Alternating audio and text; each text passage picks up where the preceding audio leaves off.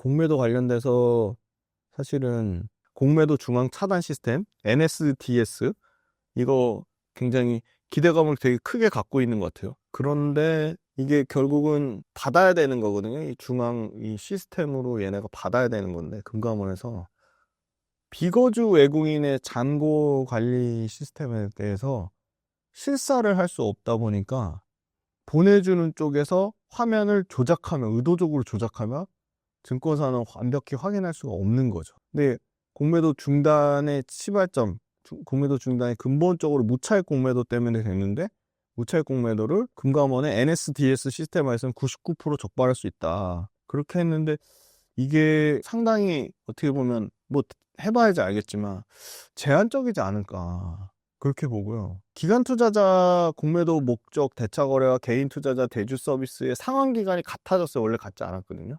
업그레이드는 됐습니다. 연장을 포함해서 전체 이제 공매도 대차 거래 기간조차도 12개월을 넘을 수가 없어요. 이것도 조정이 됐습니다.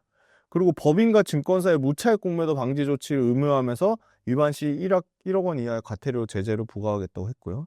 그리고 공매도에 대해서 부정적인 얘기만 하고 있지만 사실 이 공매도 재개되면 외국인 투자자가 자금 좀 들어오면서 MSCI 시장 다시 신규 편입에 대한 기대감도 있어요. 그래서 조금 상황을 봐야 될 것 같고요. 그다음에 세 번째는 2월 24일 기준으로 대차 거래 잔액이 55조까지 늘어났거든요. 대체 거래는 뭐냐? 공매도를 위해 빌린 주식이거든요. 그러니까 대차 거래 잔고만 봐도 알 수 있거든요. 이게 지금 두산 같은 경우가 지금 1년 동안 268% 상승했고 하나에어로가 184% 상승했고 네이처스에 156%, 삼천당 144%. 당연히 공매도 타겟이 될 수밖에 없겠죠. 그럼 2차 전지는 그러면 공매도 타겟이 될 만큼 주가 상승을 나왔냐? 그렇진 않은 것 같아요.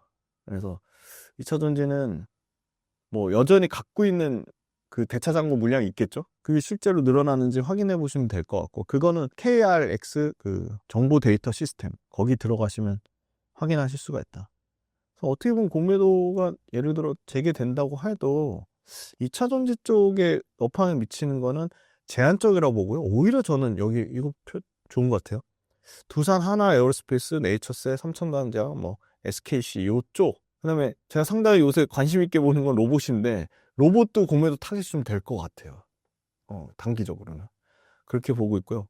그래서 아무튼 2차 전지 쪽에는 상당히 제한적이고 공매도가 결론적으로 얘기하면 이 아까 말씀드린 뭐 외국인의 의도적인 잔고 조작을 증권사가 확인할 수는 없지만 상당 부분 개선되면서 그 개인하고의 어떤 동등한 조건들이 두 가지 이상 생기면서 첫 번째가 상환 기간 동일한 거, 그다음에 무차익 공매도 그 상환 기간, 그죠?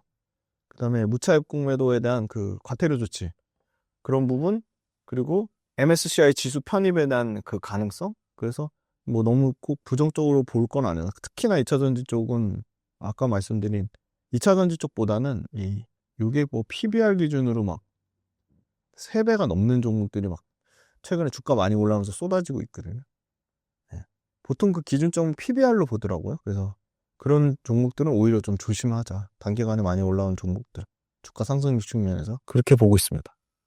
지난 2월 진행된 금리 인하가 국내 증시에 호재로 작용할 수 있을까요?